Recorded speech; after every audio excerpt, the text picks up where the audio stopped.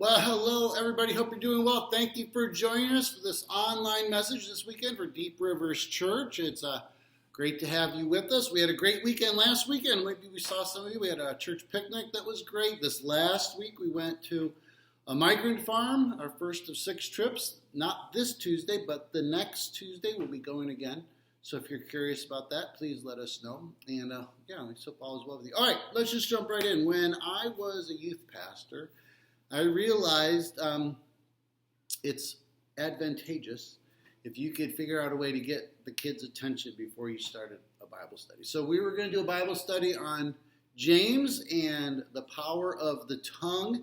And, the scripture says that the tongue is like a small rudder of a ship that can move a big ship. There's what we say is important. So I thought it would be important, so I had this kind of silly object lesson. So I bought a cow tongue. Now I went to a butcher and I bought a cow tongue. It's much bigger and disgusting than you think it is.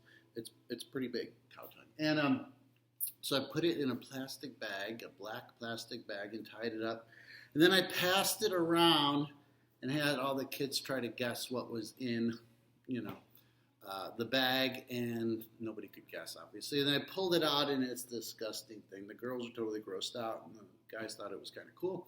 And in fact, some of the guys took the cow tongue and cut it up into smaller pieces, and then used water balloon launchers to launch it into the high school homecoming halftime ceremonies that are coming next weekend. Anyways, that's not important. All right, so here's the thing. What we say is hugely important, whether it's James talking about the power of the tongue and how it is a small rudder that can turn a big ship, but even Proverbs has a lot to say about the power of what we say. And so this weekend we're going to talk about the 5 kinds of tongues that are seen in the book of Proverbs. This isn't be too hard. We'll figure this out. The first kind of tongue is the controlled tongue. That's the disciplined tongue.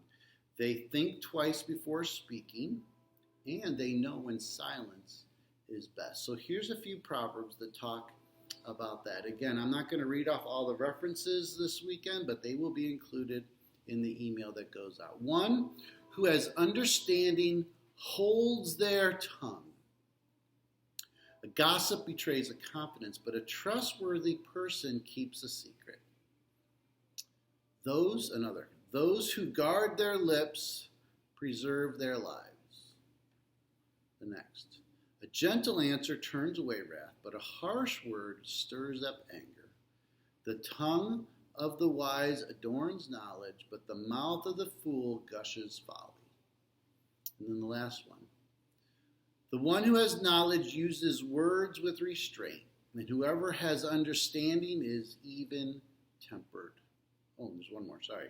Sin is not ended by multiplying words, but the prudent hold their tongues. So the old character of wisdom is, you might be familiar with the idea of climbing to the top of a mountain, making a long trek to the top of a mountain where you're going to run into some sort of sage or guru who's sitting up there on a pillow dispensing wisdom. And that's some kind of folks' idea, the words of a guru giving you some sort of enlightened words. But I think you can make the argument that wisdom might often be seen more in silence. Wisdom might be seen in silence more than speaking. Now, we all get into conversations, and sometimes those things get emotional. But sometimes you might show more wisdom in being quiet than in speaking. So I don't know if you can ever think of a time in your life when you spoke when you should have just been silent. But there's going to be a chance in the future that you're going to show wisdom by not speaking as opposed to sharing some wise advice. And again, the proverb, a gentle answer turns away wrath. Just the encouragement not to speak from emotion. Boy, we are emotional people, and we say things born out of our emotions, and a controlled tongue is not going to do that. It's going to slow down, it's going to recognize the emotion, and it's not going to get caught up in that. Pick your words carefully. Pick your words deliberately. there's something to be said. Words matter. And so we need to have an element of control when we speak, not to speak out of anger, not to speak out of frustration, but maybe even out of joy to make promises or whatever. It doesn't have to be a bad emotion, but we need to be disciplined. We need to control what we say. The next kind of tongue is the caring tongue. It's the speech that is helpful, it's encouraging, and it's supportive to others. Some of the proverbs that talk about that. From the mouth of the righteous comes the fruit of wisdom, but a perverse tongue will be silenced. The lips of the righteous know what finds favor, but the mouth of the wicked but the mouth of the wicked only what is perverse. Can't even speak with my own mouth. Plans fail for lack of counsel, but with many advisors they succeed. A person finds joy in giving an apt reply, and how good is a timely word. The hearts of the wise make their mouths prudent, and their lips promote instruction. Gracious words are a honeycomb, sweet to the soul and healing to the bones. I like that. Gracious words are a honeycomb, sweet to the soul and healing to the bones. Supportive, encouraging, loving words. Last one. The soothing tongue is the tree of life, but a perverse tongue crushes the spirit. So let me set up this scenario for you. Let's say you're at a restaurant, you're at Panera or someplace, a diner or whatever, or just a coffee shop might be better, and you see somebody who's crying. They're visibly, physically upset, so they're crying. What stops you from trying to say something encouraging to that person? Stranger, Well, that's tough. But maybe you are put in that situation to give them a loving and encouraging word. I think there's a couple things that get in the way of us sharing encouraging, comforting, supporting words, whether it's a stranger or whether it's somebody that we know really well.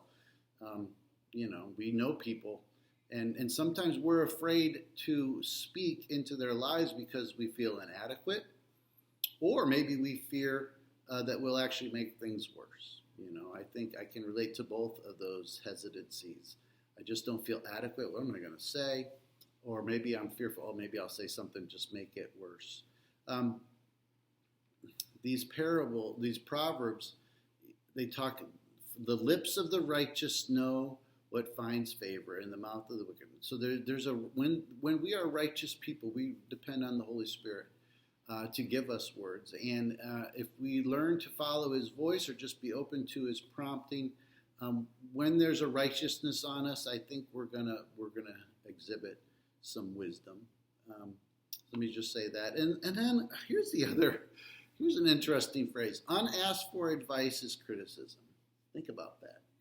When you're giving advice without being asked, is that a criticism? In some ways, you can make the argument that it is. But it's kind of a debatable topic. I think there's something to be said for us giving words of encouragement, of support, even counsel. And this happened a couple weeks ago to me. I shared my impressions of speaking at a small Christian school. And I know somebody who's pretty well established at this small Christian school. And I wanted to share my concern, if you will. And it was unasked for advice, and it would have been easy to see it as a criticism. But I think there's something to be said if we feel or we see something that could be supportive to them or encouraging or maybe even instructive. Let me just be so bold to say. I think if we see things in someone's life, sometimes we just are quiet. But, what did the verse say? Plans fail for lack of counsel, but many advisors, they succeed. I think there's something to be said for speaking into each other's lives. I think I'd say it like this. I'll put it like this. If you sense somebody needs, how do we say this? If somebody would benefit from something that you might have to share. There's something to be said for saying, hey, can I please share an observation with you? Again, sometimes I think we're afraid to speak into others' lives, but there's something to be said for asking for permission. Now, I shared my observation with this person, and I think they were generally appreciative because I think the school will be a better place if they follow through on what I observed. So again, let's just not be so focused in on ourselves.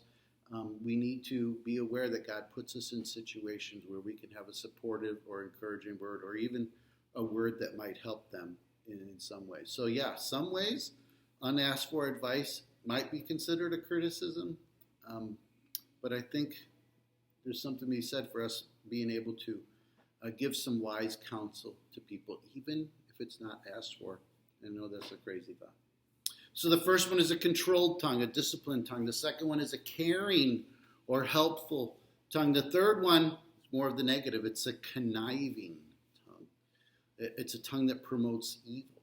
It's selfish. It's twisted. It speaks things that aren't true. There's no integrity. There's hypocrisy, or maybe even slanderous. And the Proverbs actually point out some of these folks. A troublemaker and a villain who goes about with a corrupt mouth, who winks maliciously with his eye, signals with his feet, and motions with his fingers, who plots evil with deceit in his heart. He always stirs up conflict. You're going to run into some troublemakers. Enemies disguise themselves with their lips, but in their hearts they harbor deceit. Though their speech is charming, do not believe them. Their malice may be concealed by deception, but their wickedness will be exposed. A lying tongue hates those it hurts, and a flattering mouth works ruin. From the fruit of their lips, people enjoy good things, but the unfaithful have an appetite for violence. I know that sounds harsh. A scoundrel plots evil. Their lips are like scorching fire. A perverse person stirs up conflict. So here's the thing. Are you going to have a personal encounter with somebody who has an appetite for violence, somebody who has deceit, malice, somebody who is a troublemaker and a villain, who plots evil? Now, it depends on how you discern all these things. You're not going to run into somebody who's obviously evil like Adolf Hitler. But you are going to run into people. You will meet people. You will know people who are troubled, who are wounded, and stir up badness. You're going to run into people that need deliverance. You're going to run into people who are destructive in what they say. And you might be able to identify some of the people that you have known in the past, or even now just think, man, there just seems to be all kinds of things swirling around that person. So a personal encounter with one of these people, it might be rare, but I think if you're going to be honest, you're going to be able to identify some people that might fall into that category. So there's personal encounters, but there's also, like I could call it a societal observation. Now, these are clear to see. You can identify people that stir up conflict with what they say.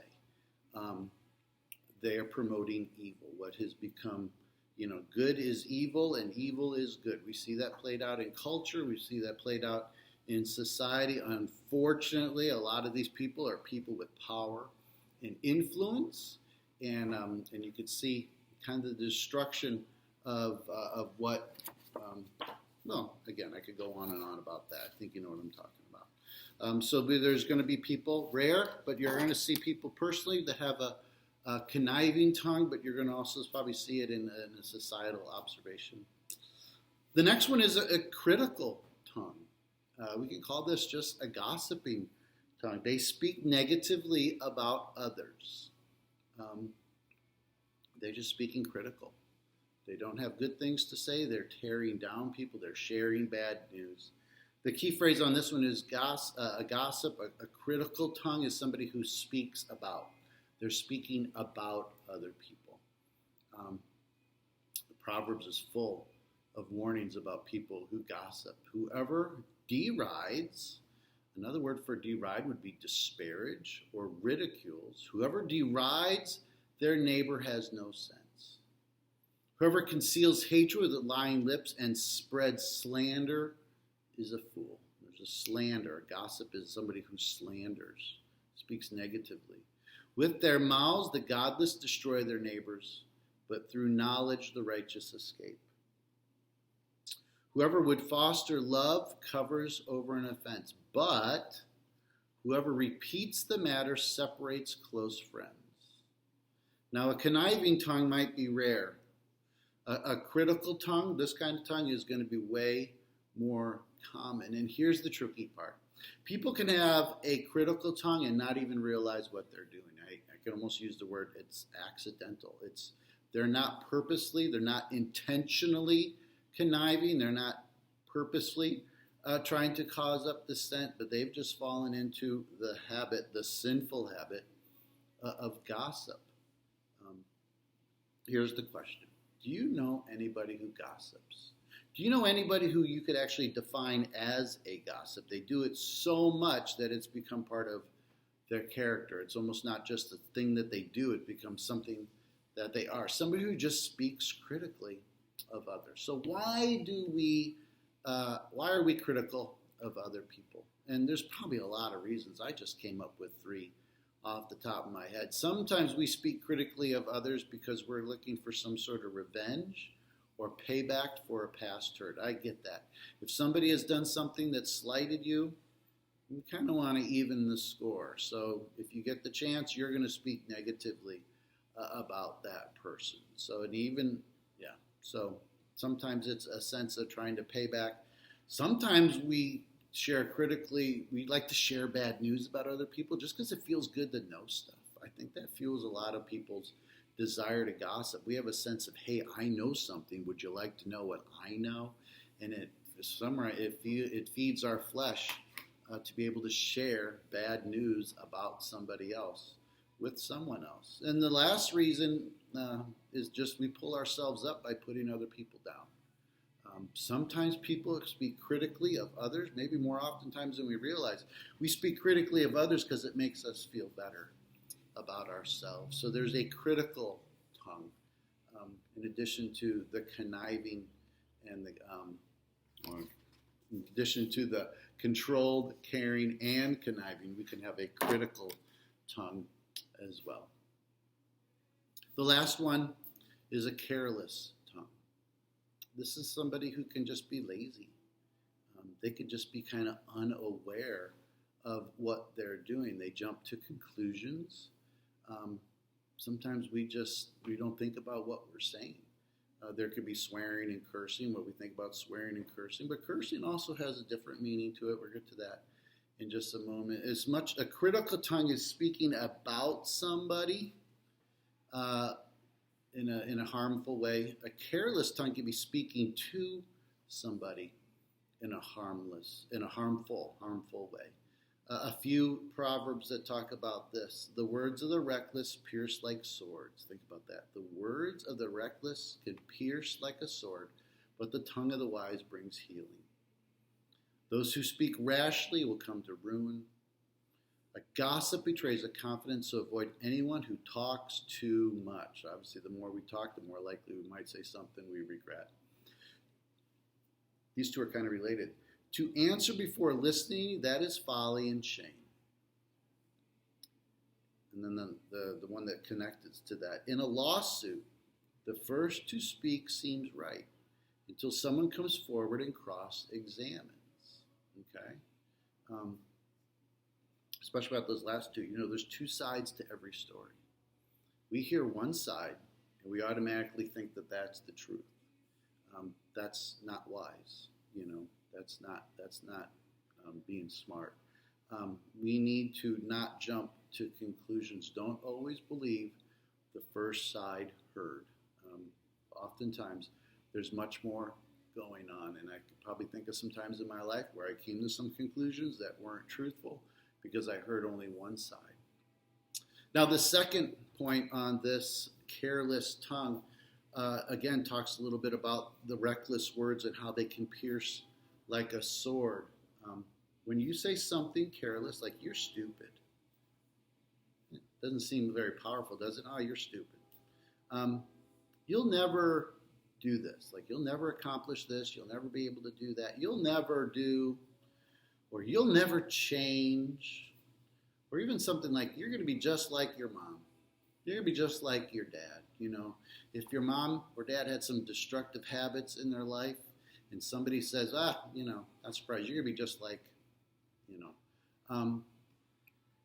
those are more harsh than we realize. They can be more piercing, like the proverb says. It can be the words of the reckless pierce like swords. So sometimes these somewhat innocent things that we say can bring about some pretty grave consequences, or help enable some grave consequences. Now, I didn't grow up hearing the phrase word curse. What is a word curse?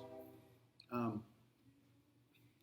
found a definition by somebody named Nancy Lee DeMoss. Now, Nancy Lee DeMoss is a radio host. I don't think she's an overly charismatic kind of person from a charismatic background, but she came up with, I got a definition of a word curse from her. It goes something like this: words spoken by others or yourself that inflict harm or damage, or belittle you, or even to wish you evil. Okay? Let me read that again. Words spoken by others, or words spoken by ourselves on ourselves, that inflict harm or damage or belittle us, or even to wish you evil, even to wish us evil. Okay? We can, I don't know what you think about the word curse. I'm not talking about swearing. I'm talking about curse. Now, we tend to think of witch doctors and, voodoo dolls, and put a curse on that person. And I'm not talking about that so much as the things that we say can belittle and can reinforce wrong thoughts that people have about themselves. That's it. It can be reinforcing of a lie that they hear about themselves. So this is a kind of a little explanation. Christians' words should only be a source of blessing. Okay, Christians' words, our words should only be a source of blessing. Speaking ill of others is a characteristic of non-believers. Let that sink in. Speaking ill of others is a characteristic of non-believers. Be careful about the impact of your words. Refrain from jesting, teasing, criticisms, or constant evaluations that leave their mark. Again, don't make snap judgments or jump to conclusions. Be slow to speak. That's James 1:19. Be careful with what you say. Don't have a careless tongue. In fact, Jesus spoke of this. Matthew 12:26, Jesus says this: I tell you, on the day of judgment, people will give account for every careless word they speak. Whew, let that sink in. On the day of judgment, we will give an account for every careless word we speak. Sometimes we get pretty careless in what we say. There's something to be said for being a little bit more thoughtful about what we say, a little bit more discerning about what we say. Speak blessings to others. Be proactive. Look for opportunities to bless and encourage. Speak blessings not only to others, but also about others. Instead of speaking negatively about, like the critical tongue, we speak positively about others, to others. Give specific blessings, personal and appropriate. Imagine what God can do in others. Exercise faith on their behalf through a blessing that can transform their future. Can we think positively about other people? Can we talk positively about other people? Instead of saying something like you're stupid or you'll never, and they hear that and then they start believing the lie. Words have power. People start hearing things and they just run with it, and it can be a pretty destructive thing in their lives. Instead of speaking negatively about, can we speak positively about? Can we speak blessing instead of curses. All that happens when we're careless about what we say. So here's some questions I think we could end our time with this weekend. How can you control your tongue better? The controlled tongue, right? How can you control your tongue better? Now that seems like a kind of ambiguous question until you add this to it. With who? Okay? How can you control your tongue better? Maybe you think of something. Ask yourself, okay, with who? Who are the people that you might be triggered by to speak rashly? All right? So who is it that you need to be a little bit more careful and discerning in who you speak with? How can you control your tongue better? Or with who can you control your tongue better? So you need to think about that. Now, it might be our spouse, it might be our family members. Those are the people we spend the most time with, and those are the ones who know how to push our buttons somehow. Or even if they push our buttons without wanting to push our buttons, they don't have to know how to do it. They just do it accidentally. How can you control your tongue better? Or with who do you need to be more careful with what you say? The next one is, how can you be more caring and supportive? Wow. How can you be more caring and more supportive of other people? Again, ask yourself, with who? With who can you be more caring and supportive? Again, if you see somebody crying in the Panera, it'd be great to go up and say something supportive and encouraging to help them out in a bad moment. But that's going to be rare, let's be honest. But we all have people in our lives that we need to be caring and supportive of. So who do you know that could use a kind and encouraging word? Next one is, who might have a conniving tongue? Okay, you might know people that have a conniving tongue. That's a thought, isn't it? You might know about people. You might see people in the news who would think that's just person has their own agenda or an evil agenda, and they're just promoting, right out evil. Who you might know with a conniving tongue, but maybe even your own life. Do you know anybody who's so wounded and so hurt that they are actively kind of destroying the lives of those around them? I don't know if it's worth the question asking, why is it tempting to believe the conniving tongue? I don't know if that's worth asking or not.